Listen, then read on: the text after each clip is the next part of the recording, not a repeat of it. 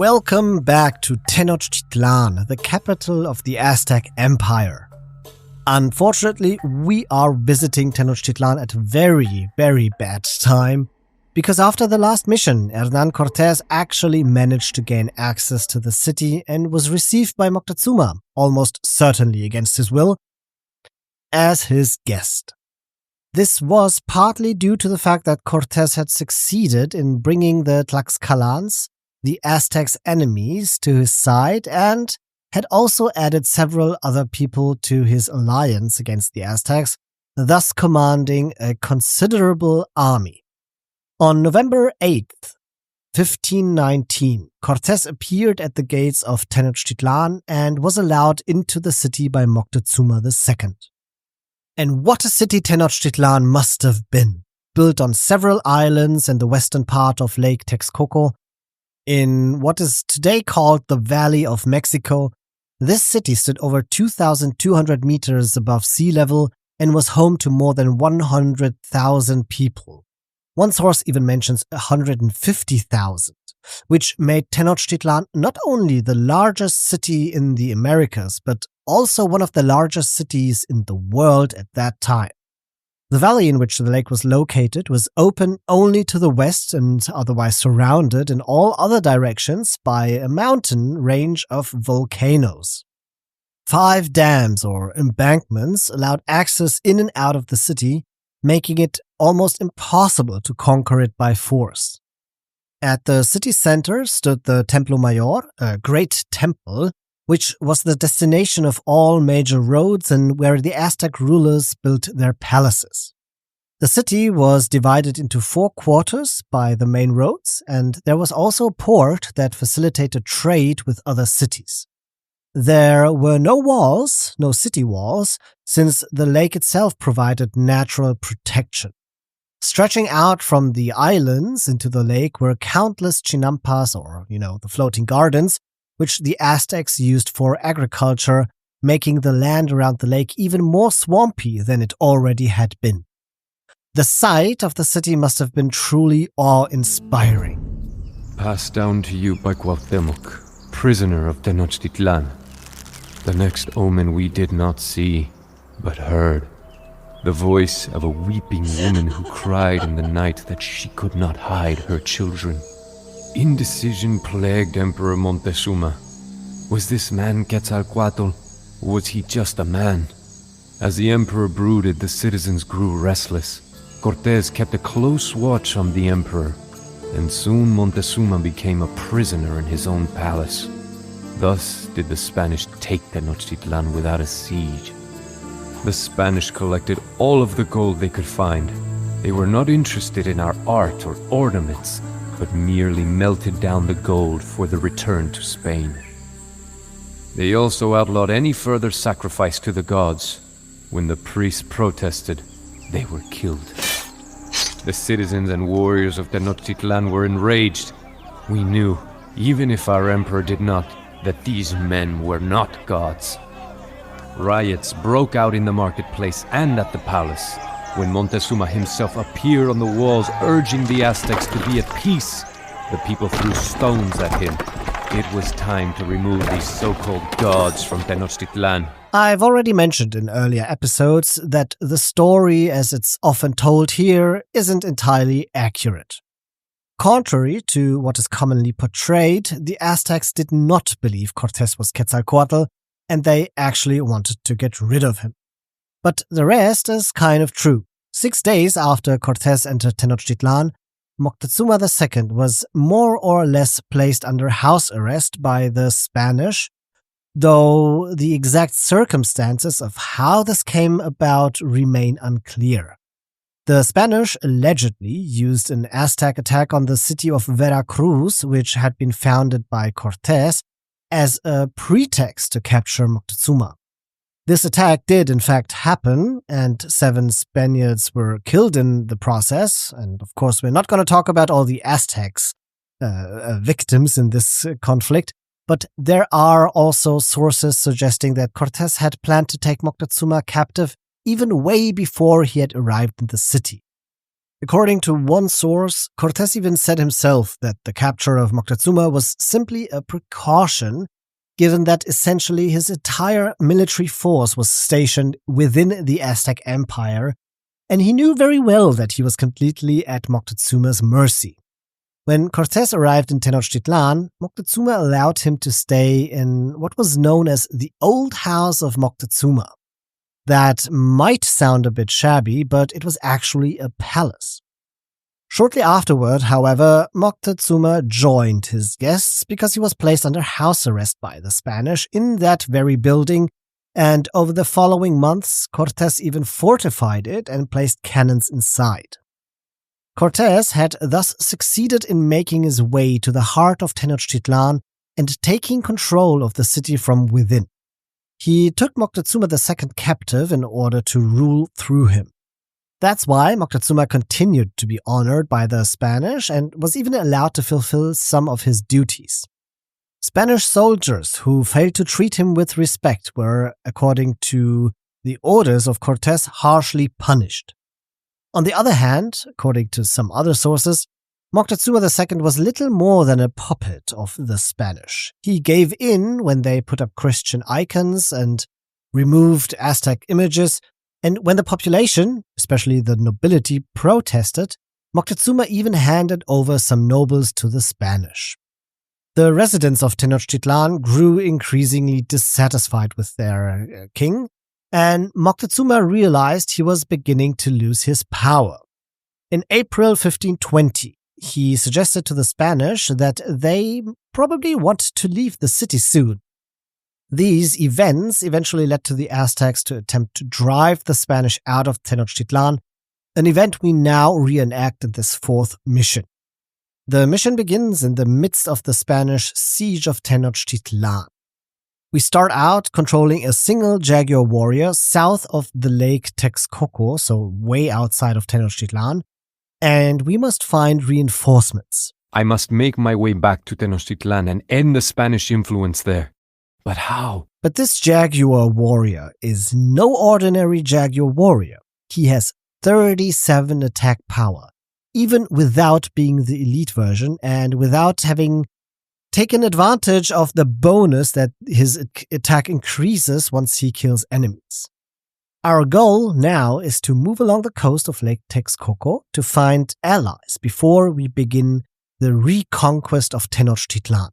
However, we don't have much time for that because right at the start of the mission we learn that Cortez has begun constructing a wonder, and we are tasked with destroying it. So I set off immediately, heading south at first, where I find a group of eagle warriors, pikemen, and skirmisher. If you truly mean to free Tenochtitlan, then we will fight alongside you. Many Aztecs are held prisoner to the north. They would join us as well. This is a great hint, and the location of the prisoners is revealed to me on the map. The prison camp is in the northwest, so I turn around and continue making my way through the jungle along the lake. Soon, I encounter more eagle warriors who join my forces. There are transports on the beach ahead, but they are guarded.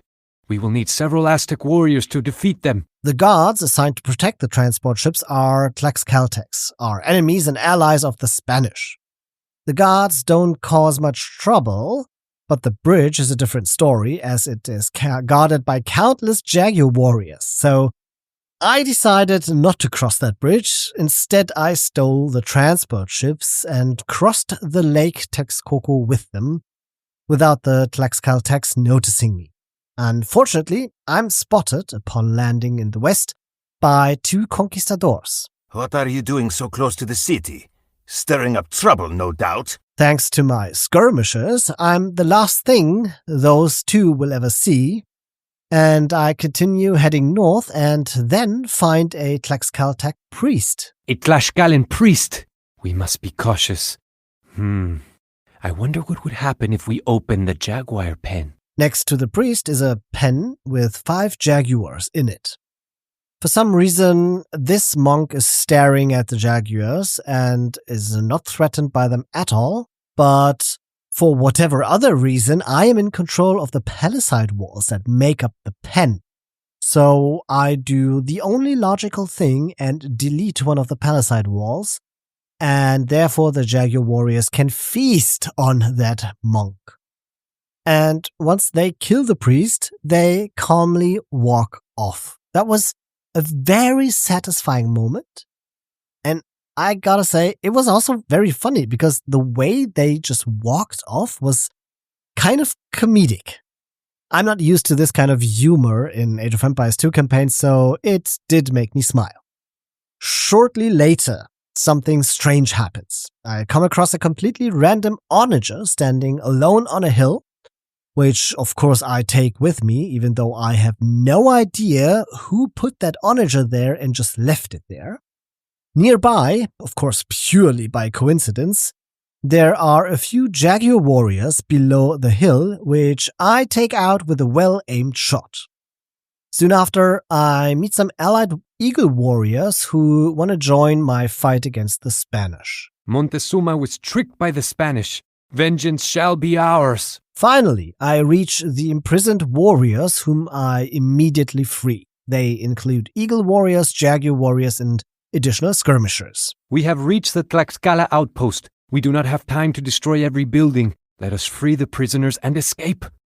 Vengeance shall be ours. We can gather our strengths across the lake, but to get there, we must steal a transport from Tenochtitlan. The transport ships I used earlier are no help now, as they are on the wrong side of the embankment. At first, I assume I'll find more transport ships further north, but instead, I run into a Tlaxcaltec castle, forcing me to cross the embankment toward Tenochtitlan.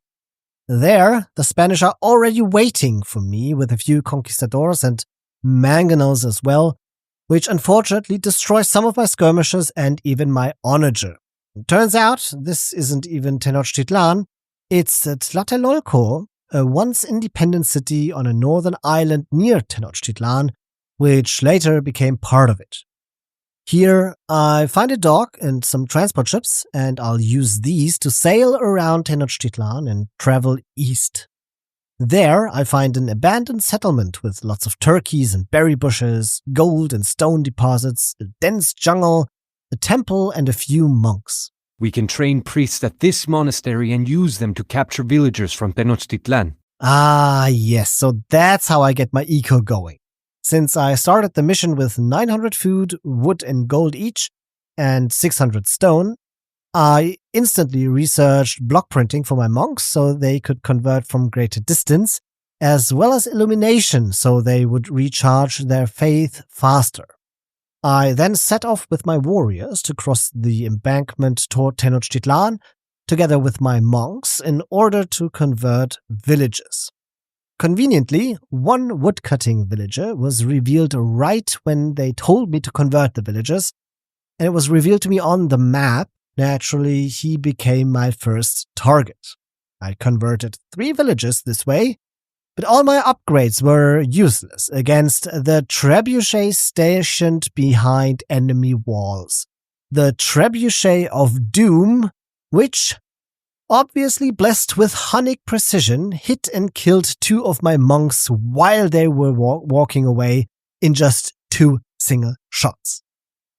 That's some bad luck right there, but I got my villagers, and these converted villagers then began constructing multiple town centers in the abandoned settlement. And I started booming. But of course, the Spanish had noticed what I've done. They sent their ships, and from the lake they could bombard me with galleons and cannon galleons. And yes, they have ships. I don't know why and where they've built them, because they don't have a harbor, at least they shouldn't have one in Tenochtitlan, and they also sunk all their ships, which, by the way, were in the sea and not on Lake Texcoco, so this is kind of weird and unexpected for me. But, well, I had to live with it and find a solution for this problem.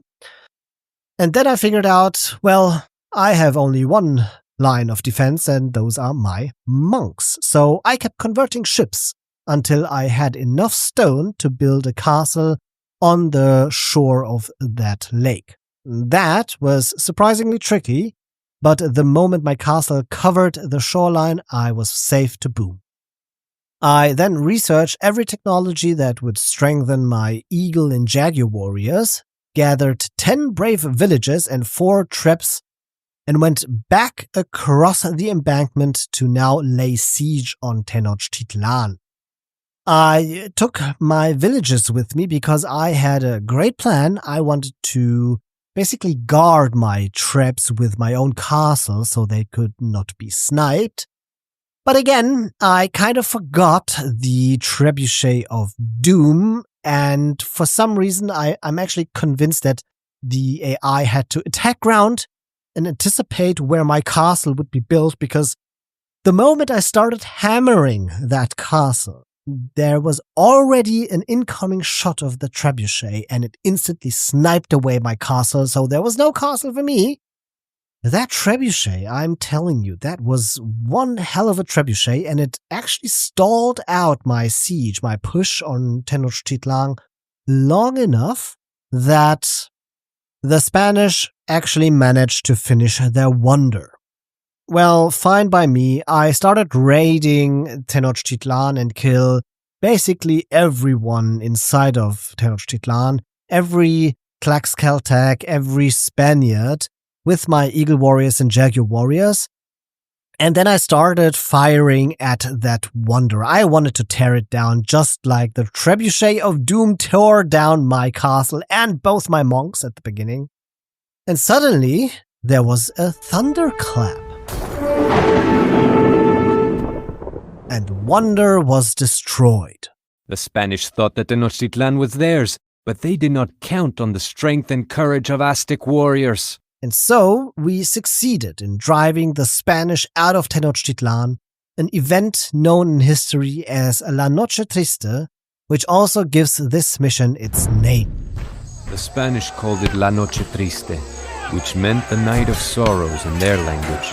At first, the Spanish barricaded themselves in our homes and palaces, but we continuously attacked their quarters. With stones, slings, and arrows, we drove the Spanish and Tlaxcalans through the streets of Tenochtitlan and across the 3 bridges and over the walls into Lake Texcoco. Thousands died. Those Spanish that were not killed by macanas or javelins were drowned by the weight of the treasure they refused to leave behind. Tenochtitlan lay in ruin, but the city was ours again. Many brave Aztec warriors died that night as well, including noble Montezuma. The Spanish claimed that our own people had killed him with thrown stones. Thus, it was a night of sorrows for us as well. So says Cuauhtémoc, defender of Tenochtitlan. La Noche Triste took place on the 30th of June in 1520, but to fully understand what had happened, we need to go back a bit and fill in a gap that the campaign left out. In May 1520, Cortez actually left Tenochtitlan again, because he had learned that his former superior, Velázquez, the governor of Cuba, had sent over 1,000 soldiers to arrest him. Cortez had defied the governor's orders, if you've forgotten, not only by leaving Cuba, but also by launching a conquest instead of just exploring the Americas. Cortez, once he had found out about this raiding party of Velázquez, he gathered around 250 soldiers and launched a surprise attack on the Spanish reinforcements. Yes, Cortez fought against the Spanish. He won the battle, and all surviving soldiers swore allegiance to him, probably because he promised them endless wealth and gold.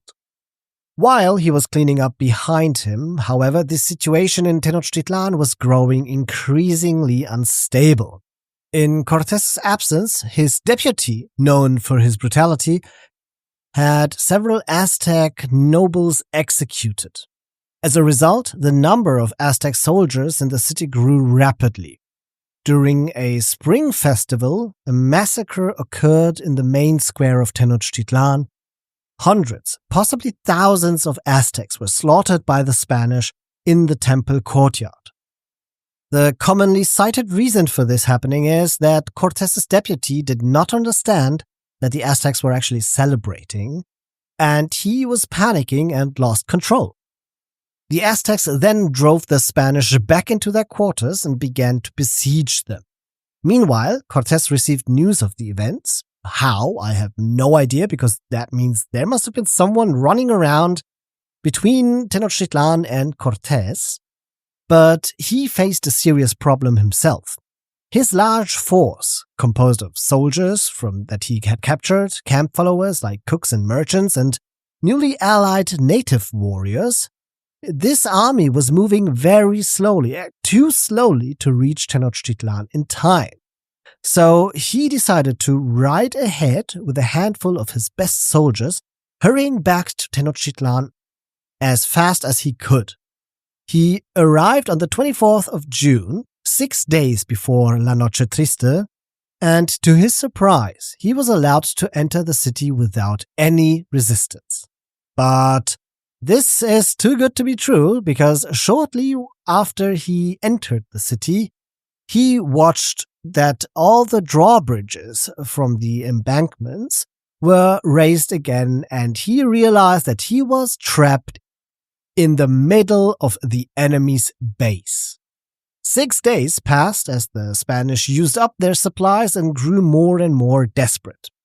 Of course, they had high hopes because they knew that there were reinforcements coming, but they actually never made it to Tenochtitlan because they were ambushed by warriors from Texcoco, taken to the city of Sultepec and sacrificed there. 550 people were offered to the gods over a span of 6 months. Cortez, once he realized that there were no reinforcements coming for him, he had no choice but to bring his only remaining asset into play, King Moctezuma himself. So he brought him to the palace roof, hoping that he could use his authority to calm the enraged Aztecs. But he was mistaken. The Aztecs are said to have thrown stones at their ruler instead. Contrary to what Cuauhtémoc just told us, Moctezuma didn't actually die during La Noche Triste, but a few days earlier. According to the Spanish, he died from the injuries caused by the stone throwing. According to the Aztecs, he was murdered in cold blood by the Spanish. To this day, no one really knows the truth, but not sure how you feel about this. I'm actually inclined to believe the Aztecs in this case.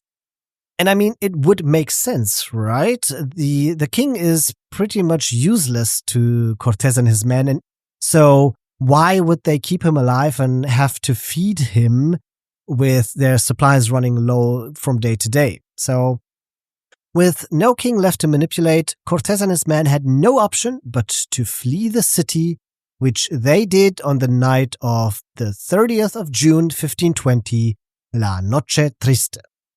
Moctezuma's successor wasn't Cuauhtémoc, by the way. Not at first. It was actually Moctezuma's brother, whose name is so unpronounceable to me that I won't even try. He was the one who led the Aztec army during La Noche Triste, and while the battle was a success for him, his reign was very short. He died just 4 months later, in October 1520, like so many other Aztecs, after contracting smallpox, a disease brought by the Spanish completely unknown to the Aztecs, who had no natural immunity. Only after his death did Cuauhtémoc, a cousin of Moctezuma's brother, become the ruler of the Aztec Empire. Now, imagine this. You've defeated the far superior army of the Spanish, only to be so weakened by an invisible enemy, a disease, that the Spanish are given a second chance. How bitter the fate of the Aztecs must have been, and how delighted must the other people and tribes in the region have been to see the mighty Aztecs suffer this much. So, as you can see, there was no conquest of Tenochtitlan by the Aztecs as portrayed in this mission. This never actually happened because Tenochtitlan was never to be conquered by the Aztecs. They always were inside the city. And of course, Cortez didn't build a wonder in the center of Tenochtitlan, but I like to think that this is more symbolic, representing the moment Cortez removed the Aztec idols and replaced them with Christian icons. Anyway, back to the legendary escape of the Spanish. Their plan was quite daring. They didn't have much to work with. They actually only had their place where they lived, so they started using palace beams to construct makeshift bridges to cross the lake. But the Aztecs were ready and gave them hell. Unlike in the mission, it wasn't the Spanish attacking from ships. Of course not. I mean, where would the Spanish build their ships on Lake Texcoco? First of all, the Spanish had sunk all their ships in the sea and had no ships there. And also, if they had started building warships on Lake Texcoco, I'm pretty sure the Aztecs would have done something against that. But anyway, the Aztecs themselves, they did attack from the lake, and that's because they had canoes. And from those canoes, they fired hundreds of volleys of arrows on the fleeing Spanish. Hundreds of Spanish people, thousands of their native allies, and countless horses were killed before they could flee to the mainland. Many also drowned after falling into the water, either because of their heavy armor or because of the weight of the gold they greedily tried to carry with them. The 440 survivors and their 23 horses were wounded, exhausted, and they fled to Tlaxcala, pursued by the Aztecs all along the way. Nearly all the Tlaxcalans died that night. The Spanish had lost their cannons and nearly all the gold they had tried to steal. And as the tradition demanded, the Aztecs sacrificed every prisoner they captured to their gods. And that, my friends, is the true story of La Noche Triste, at least as historians have reconstructed it today. The beautiful Lake Texcoco and its surrounding landscape I described you earlier actually no longer exists in their former glory. The lake was gradually drained by the Spanish over time. Today, only a few small bodies of water remain in the south of Mexico City to remind us of that past. Still, the story of Tenochtitlan is incredibly fascinating. The official coat of arms of Mexico, adopted in 1822, even shows an eagle with a snake in its beak perched on a cactus.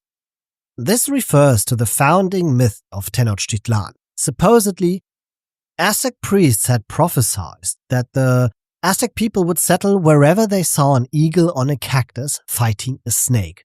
It's weirdly specific. I'm only assuming that somebody was kind of high when they saw that vision, but anyway, this is what they were looking out for, and, well, Tenochtitlan carries this legend in its name. It means City of Tenoch, named after the man who led the Aztecs to the place where Tenochtitlan would be built, because he was the one spotting an eagle fighting a snake while he was sitting on a cactus. And he was also the one becoming the first high priest and therefore the first ruler of the Aztecs. And I've got one more interesting story for you. The intro to this mission mentioned another omen, the sixth of the Aztecs' omens in the Aztec mythology. This one involved the voice of a weeping woman who, for days, cried out in the night for her children, urging them to flee. And even today, we know of similar tales from Mexican folklore under the name La Llorona, the ghost of a weeping woman who is said to wander near bodies of water, mourning the death of her children, whom she drowned in a fit of jealous rage after her husband was unfaithful. According to legend, anyone who hears her crying is cursed and doomed to suffer misfortune. And hey, do you remember back in the very first episode of this campaign when I told you to remember that the narrator was promoted to a jaguar warrior? Well, now's the time I can finally explain why. There is speculation that the jaguar warrior we play as at the beginning of this mission is actually none other than Cuauhtémoc himself, because he has unusually strong stats. But Cuauhtémoc also exists as a separate, playable hero unit in the game, even though he does not appear in this campaign himself. He can only be found in the scenario editor, where he looks like an elite eagle warrior with the golden shimmer typical of hero units. And that's likely because his name can be translated as falling eagle. So it's not really clear if the jaguar in this mission is actually Cuauhtémoc or not, but it would make a lot of sense. The only thing is against it is that Cuauhtémoc actually is a hero unit and it is not used in this campaign mission. So if you're wondering why that is the case, I can only say that I don't know. But I do have a theory, and yes, it's super speculative. The hero unit wasn't added in the Conquerors add-on, but only 15 years later with African kingdoms.